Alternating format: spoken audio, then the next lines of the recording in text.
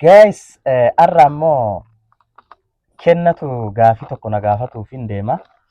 Mee gaafii akkamii akka isin na gaafattu kaa walumaan kan ilaallu mee gaafii si gaafadhaa kennaa na biraa qabda ittaateetteetiin mee wanni ati na gaafachuuf taatu maali? Ani gaafii takka jechuu takkaallee dhabee hin beeku waan ati na gaafattu hunda kachi godhee ijuma si deebisa dhugaa.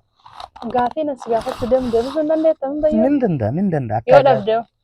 Yoo dhabee jedhe kaa asumaafatti kaameraaf na baasteetiin duqeetiin na goota. Ayyee dhageeffadhu sirriitti. Naafsi jidduu wanti rabbi nuu kenne kanaafsi jidduu wanti guddaan rabbiin nuuf kenne maali? Anaafsi kennaan rabbiin kenne moo? Kennaan rabbiin nuuf kenne naaf jidduu kiyyaaf jidduu kan kee kennaan rabbiin nuuf kenne maali? Ijoollee teenna ka? Hin arganne. Suuta qassi jedhii. No, dhageeffadha dhagee. Jidduu jette kaa yookaan jechuun gaafii sirreessi kaana kennaa rabbiin nuuf kenne naafsii wanni rabbiin nuuf kenne kennaan guddaan maali jedhi kaa akkas naasire. Naafsii jidduma kenna lamaanii mira sun hundinuu anaafsii. Okay, haa ta'u ijoolleen ta'e. Hin sobin kaa. Kennaan jalqabarra rabbiin nuuf naafsii kenna. Ijoolleen sirrii miti? Hin argan. Akkanaan kottu. Daddaf yaala. Suuta jedheetu maqasee dhiyaa. Naafsii kennaan rabbii anaafsii kenne maali ijoollee miti jette. Biyyaa bahu kaa Itoophiyaa keessaa baanee biyya biraa keessa jiraatu. Biyya biraa deemuun kennaa suni. Miti hin argan. Okay. Yaali. Hayyee badabbo akkanaan kottu. Hin arganne yaali. Ijoollee miti jette. Biyyaa bahullee miti jette. Hin argan. Akkanaan kottu. Yaali. Suuta jedhii taas gabbaa yaali kee. Silkii kana kaa silkii viidiyoo waraabaa ruhan. iPhone jechuudha. Silkii kana kennaan naafsii rabbiin jalqaba. iPhone baay'een jaalladha ture booda ni argadhee miti. Ayyee duuba maalirree? No. Ijoollee fi irra jira iPhone. Ijoollee iyyuu miti siin jedhe. Okay, hayyee haa ta'u. Kennaan rabbii naafsii kenne fayyaadha. Alhamdulillah miti. Fayyaa. Alhamdulillah miti sunillee deebiin. Akkanaan kottu. Fayyaan illee moo?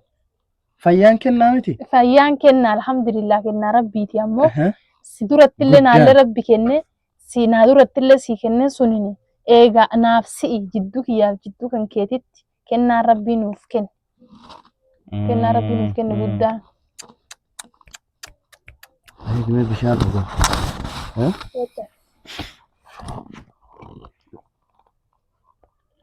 Daf. Manuma makiina jechuuf illee makiinaallee oduma hawwinu birraan bitanne. Inshallah sanii miti illee tu jiraate illee makiinaallee ni tatta. Mana kana ka.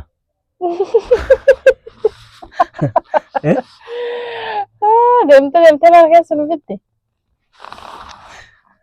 Manaa miti. Endee maalinni. Manaa miti daddaf hin arganne daddaf. Anin danfu jiraayyuu. Daddaf maaliif daffitaan? Dhugaa danfu jira wallaahi danfu jiraan indee. Daffatiin maa daddaf. Akkanaan kottu. Okay. Bakka dhaabu deebisu. Indee fayyaa ijoollee wanni kana caale maaltu jira mee? Alhamdulillah ijoollee alhamdulillah fayyaallee alhamdulillah ammoo miti deebiin kanaa miti. Ara naaf deebisi. Waan jidduu hiyyaaf kun keessa rabbi nuu kenna. Mee wanni kennaan guddaa waan kana caale ka ijoollee teenna caale ka fayyaa caale ka jechuun an bar waan baay'ee ammoo kenna hin caalle wal tara jechuun kan kee kenna malee hin caalle hin caalle. Andee Das. Wanni kana caale maali nan beekta si ajaa'ibsiisu hojii ati dhugumaan mee bakka kadhumaa si kennu koy carraa dhumaa ka yaaltu si kennu ati dhugumaan jedhaatta moo dhugaan jedhaara. Wanti kana caale maalinne Dr. Zulbi Professor Zulbi Jaadeni kennaa fi Dr. Albaanii kenna ijoollee teenna lamaan san amma. Hin caalu ammoo deebii hin arganne. Hin caalan jenne deebii hin arganne immoo. Bakka deebisu. Mee ammaa natti mi maalinne indee? Kadhumaa si kenna kadhumaa jala yaalan. Chaansii dhumaa. Chaansii dhumaa.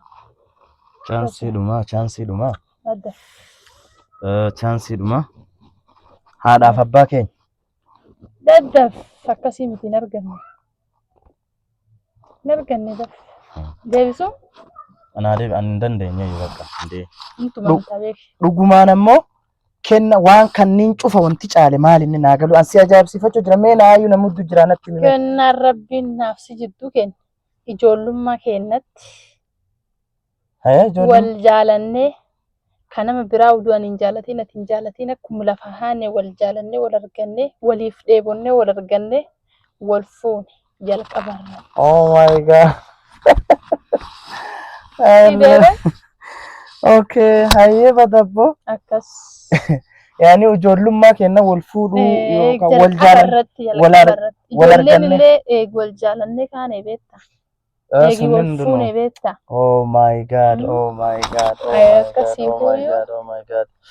Jechoo fedhee kee by the way jechoo anaaf kennaani guddaan rabbi nuu kenne anumaaf si wal argachuudha wal fuudhuudha wal jaalannee osoo jaalalaan hin miidhamini namoonni baay'een beektaa wal jaalatanii onnee wal madeessanii kaanii walirraa fagaatanii beektaa gargar bahan.